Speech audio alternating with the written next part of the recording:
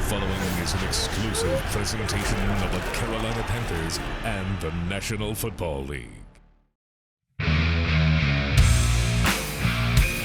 On this episode of the Panthers Huddle, a big change heading into the bye week.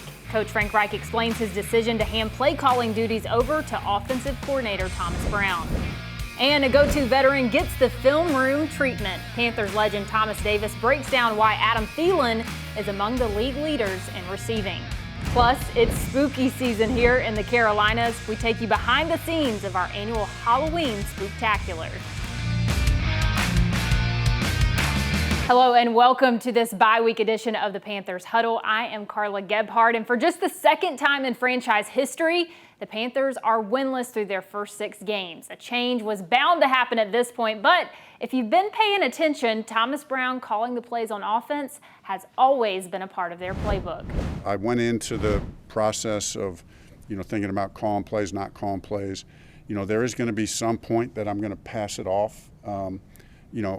I know that's going to be hard, and I've been laughing. I've laughed with Thomas about that already. I said, I'm going to pass it off at some point. I don't know when. Coach Frank Reich said the change didn't happen right away because he was just getting to know Thomas Brown. But those who have more experience with Coach Brown say it's the smart move for the Panthers offense. He's always trying to just continue to perfect his craft, whether that was when he was playing or whether that's as a coach.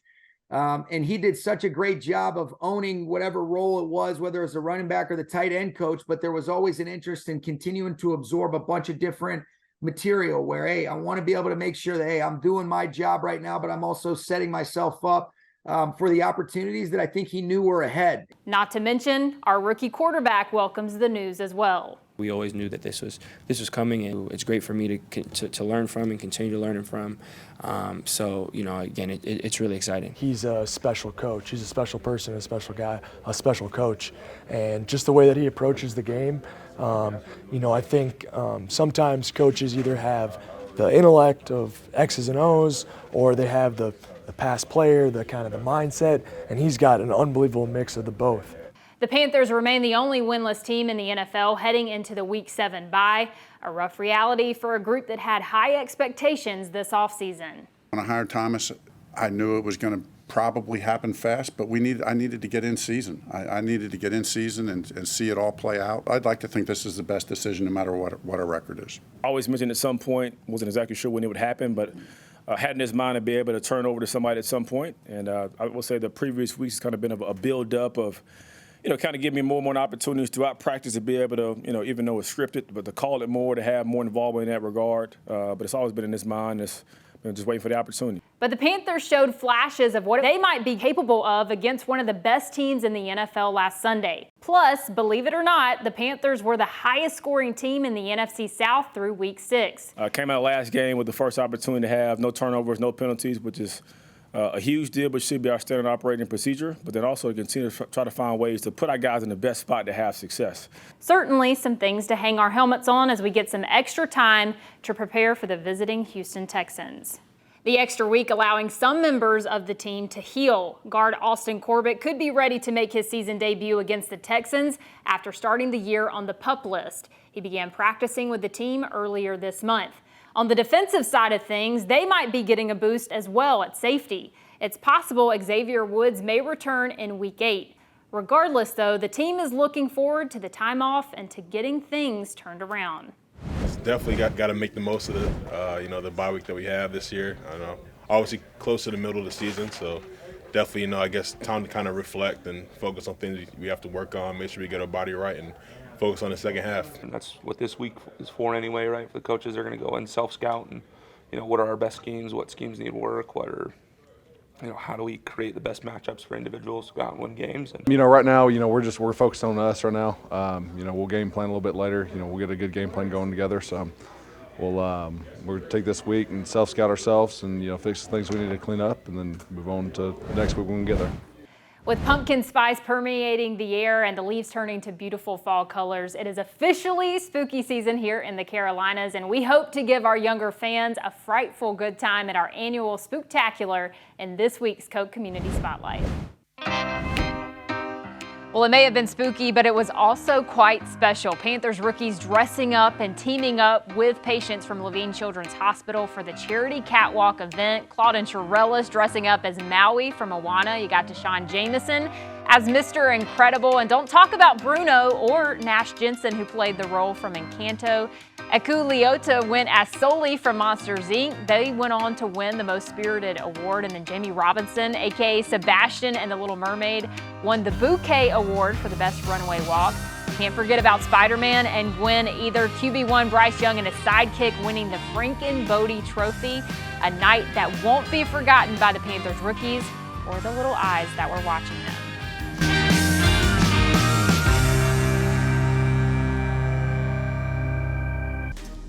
This exclusive presentation of the Carolina Panthers Television Network is brought to you in part by Bank of America, official bank of the Carolina Panthers.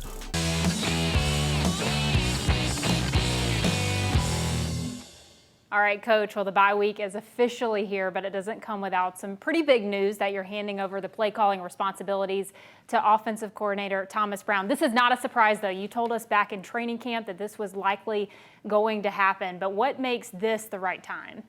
I mean, this was going to be a major checkpoint with the bye, having the week to kind of do our self-scout, kind of regroup.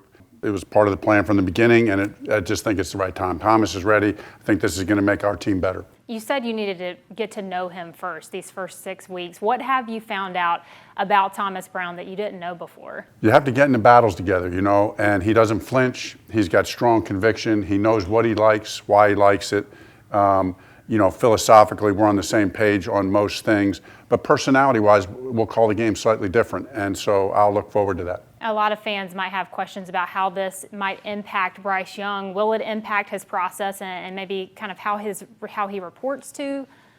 No, Thomas has kind of been involved all along in quarterback meetings, and obviously he's center point of the game planning process. So, you know, everything that goes on that call sheet really is running through Thomas primarily. So this is just the natural next step for him and for Bryce together in their relationship as coordinator, play caller, and quarterback. This is a big step for them as well. The bye week coming at a good time with some injuries. What excites you most before we get to the bye week, looking back at that game against Miami, specifically that first quarter? A lot of exciting things there. What makes you excited about the rest of the season? Well, you know, we're just showing in spurts, you know, and for that first quarter, all 3 phases, defense playing well, getting the stops against a dynamic offense going down with 2 touchdown drives, special teams playing good. So we just need to extend that for longer periods of time. You know, we'll get a few guys back, you know, healthy, get some guys who are hurt healthier, and look forward to kind of this next stretch. We know the bye week is good for guys to really take a mental, maybe physical break, get their bodies right. What will you be doing on the bye week this week? So our coaches, you know, we work for the first part of the week and do all the self-scout. We do have the players in for a couple days, just light workouts with them, kind of clean up a couple things, continue to get better. And then coaches will kind of really grind on the self-scout and what we're trying to do there. Get a little bit ahead on Houston, but really just regroup, self-scout, and is there anything we can tweak or add to what we're doing? And you are a former player as well. What do you remember about the bye week when you were playing and how guys really anticipate this week to kind of use that to refresh? It's a big deal, you know. I mean, it is a long season. It is a grind. So it's a chance to emotionally, physically get some rest, spend time, extended time with family, come back recharged. What's your message to the team before they all leave to visit with their families or take that time away? Yeah, it's important, right? You got to shut it down. You know, you shut it down, but you don't put your guard down. And there's a difference, right? You know, we're still in season. This isn't like an off-season break.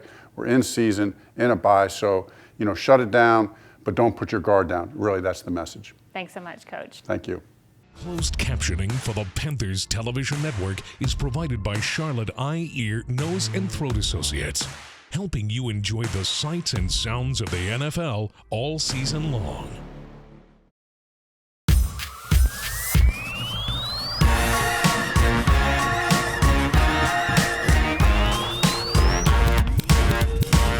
All right, it's time for TD's Film Room, and despite the 0-6 start, we are focusing on the positives right now and the positive connection between rookie quarterback and wide receiver Adam Thielen. They have a really special connection, TD. They absolutely have a special connection, and really after the first 2 games of the season, you've seen how dynamic this duo has been. And we're going to jump right in, and we're going to show you this first connection that they had in this game. So now if you look at this play and you look at this design, you have Adam Thielen right here up top. Bryce took a vicious hit the second play of the game, and for that to happen and this young quarterback to bounce back, stand in this pocket, and still be able to deliver a throw like this, it really speaks to who Bryce Young is as a quarterback. So now, if you look at this pocket right now, and as this play plays out, you'll see that the Dolphins were able to get a little pressure on Bryce. Let's go back. This guy right here is going to be right in his face. Thielen is not open right now. So Bryce has his eyes locked in on Adam Thielen. If you look at this play right now, you got one guy right here. You got a guy right here. And potentially this guy could also come off, but this safety right here could also come down. What does Bryce Young do? He stays in the pocket and he delivers a strike to Adam Thielen. And Thielen has been the consummate pro. He always figures out a way to be open, and Bryce finds him whenever he's available. So that's one of the things that really shows how dynamic this connection is. But let's talk about this play right here. We'll jump right in, right? This is another Bryce Young to Thielen connection. You have these 2 guys right up top. They're stacked. They have these 2 guys. And what's going to happen, we just talked about it. Bryce is going to get pressure again.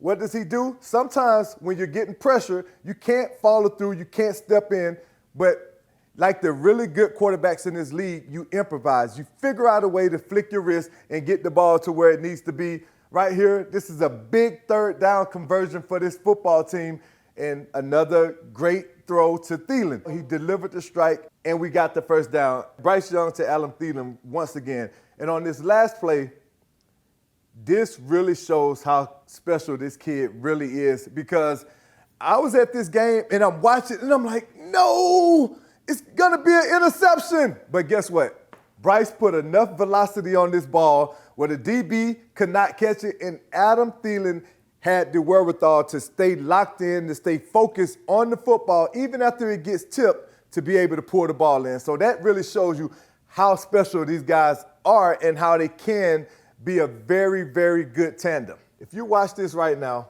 you can't tell me that this is not going to be an interception. As you look at this DB right here, I mean, me personally, it would have been an interception, I'm just saying. But right now, Bryce did a great job of putting this ball right in this bucket. Like it's literally like you're throwing the ball into a net right now. Putting it where only your guy can come away with the reception. And that's one of the things that really makes Bryce Young special, being able to make plays like this. These are some of the plays that we're looking forward to seeing happen with this offense now that Thomas Brown is taking over, seeing what he's going to be capable of doing. And, you know, hats off to Coach Reich being able to turn the reins over to Thomas and just let him see what he can do with this offense. Absolutely, and we saw Bryce Young throw several darts in that game against Miami. Talk a little bit, though, about Adam Thielen. He's 33 years old. This is a resurgence in his career. We talked about that when he came to Carolina, but he's doing some special things right now. He is doing some really special things. For him to be sitting right now with the way the first 2 games went, to be sitting 3rd in the entire NFL in receptions, I think that really speaks to who Adam Thielen is and how hard he's worked to become the player that he is. We know his backstory. His first NFL touchdown came against us, unfortunately, on a blocked punt. He blocked the punt, scooped and scored when he was playing for the Vikings. But that really showed who Adam Thielen is as a person. For him to work his way from being that to being a perennial Pro Bowler, I think that really speaks to how hard this guy works. And you can see it on the field. He's always open. He knows how to beat zone coverages. He understands when he's going against man coverage, when to sit it down. And Bryce feels really comfortable with him. Now he has to figure out a way to bring the other younger guys along so they can learn from Adam Thielen. Yeah, certainly a special connection. We hope to see more of it as we get further into the season. TD, don't go anywhere. No 3 keys to the game, but we are going to be talking about the bye week coming up. So make sure you come back.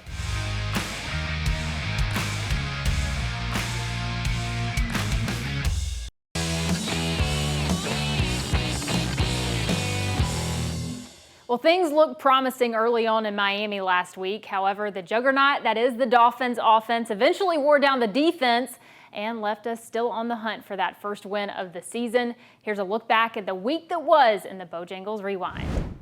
We're at Hard Rock Stadium in Miami Gardens, Florida.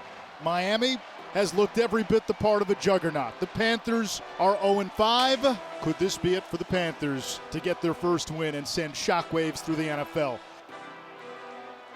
This shorthanded Panther D got Miami to go 3-and-out. Contain and sustain, and that's what we did.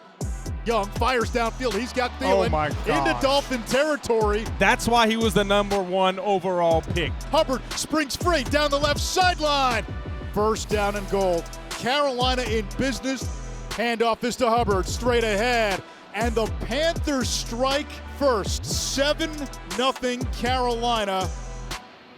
Third and short. And Tua throws it backwards. It's over the head of Mostert. It's a live ball. Mostert picks it up, runs out of bounds. This juggernaut Miami offense, 2 drives, no points. In a first quarter dominated by Carolina. Young in the flat right side. Trimble makes the catch. Hurdles the defender. Tommy Tremble, get up, young man.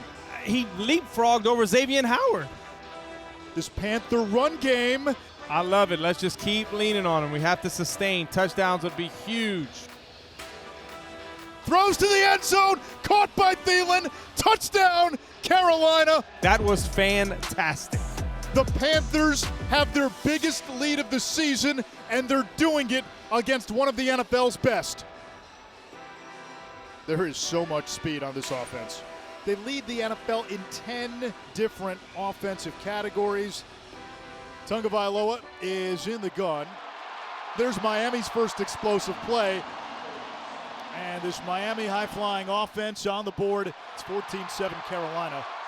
Raheem Mostert takes it deep into Carolina territory. We had every opportunity to get him down. And Miami now with a chance to tie. Tua throws back to the end zone, and it's caught. Waddle. Miami has pulled it even at 14 apiece. Tagovailoa, the shotgun snap. Pressure off the edge, takes a shot. Deep downfield, it's caught. Touchdown, Tyreek Hill just outran the Panther defense. The sockless Hill makes it 20-14 Miami. We've got to do something offensively to give our defense a little bit of a break and get us back into this game. Bryce Young the snap, throws over the middle, that's caught. Bryce put it right on him, and once again, we find Thielen again. And now they're going to kick a field goal. This is a 43-yarder for Pinheiro. Oh, no. Shanked it, and it's Miami going into halftime with a 7-point lead at 21-14. This offense, again, has been nothing short of just a juggernaut this season. Over the middle, caught by Tyreek Hill, stays on his feet, changes direction. Mostert's the running back, across the goal line for a touchdown. After a slow start, 28 unanswered by the Dolphins. How do we answer? Do we answer this? Let's continue to see growth from this offense. Miami showing blitz. Young the snap, steps up, down he goes. Bryce had no chance on that one. Here comes Wilkins with the pressure. He was unblocked and he sacks Young. Trying to duck away from pressure, and he's going to be sacked. You're waiting for the chemistry between Bryce Young and somebody other than Adam Thielen to develop. We haven't seen it yet. Young throwing downfield, wants Hurst, incomplete. That would have been a first down. Instead, it's 4th and 10. Panthers will go for it, down 21. That's a disappointing drive, disappointing ending to this drive. Carolina needs a big play from its defense. White takes the snap. Screen pass intercepted by Troy Hill. He's got a clear path down the left sideline. Troy Hill, touchdown, Carolina. White was late. Troy Hill jumped the route. See you later. That'll do it. 42-21, your final score. The schedule softens considerably on the backside, but the Panthers staring at 0-6 heading into the bye week. Well, we've come to the time of the show where we usually get TD's 3 keys to the game, but no game this weekend because it is the bye week. So let's get your 3 keys to the bye week. And how did you, as a player, used to spend this bye week? You know, during this time right here, this is an opportunity for you to reevaluate where you're at in the season, whether you're winning a bunch of games, whether you're losing a bunch of games, you go back as a player and you look at the film on the things that you didn't do so well, and you look at the things that you did really well, and you kind of figure out a way to improve upon all of that. And that's what these players need to do in this moment, but also take this time to just get away from the game and rejuvenate, refresh, and understand that there's a lot of football left. You know, this season hasn't started out the way that this team wanted it to start, but they have an opportunity to completely turn it around, and you got to lock in. You got to focus in on the next game when that game comes up, but you got to do your job, do your due diligence as a player to understand and know that what we've done so far, it hasn't been good enough, and everybody knows that, and nobody knows it better than these players. And these guys are determined, they're passionate, they want to turn things around, and that's what I love about this group. Certainly a moment to hit reset both mentally and physically. Where was the best place you ever spent the bye week? Oh, man. I would probably say Turks and Caicos was probably the best bye week trip that I've had. A lot of relaxation. All right. Well, unfortunately, that is all the time we have for you. Thanks for watching. Our next game on October 29th be against the Texans, and that's going to be a special one here in Charlotte. We've got two legends in Muhsin Muhammad and Julius Peppers. They'll be inducted into the Panthers Hall of Honor. You do not want to miss that game. We'll have a special preview of all the festivities right here on next week's edition of the Panthers Huddle. Until then, TD. Keep pounding. You've been watching the Panthers Huddle, a copyrighted presentation of the Carolina Panthers and the NFL.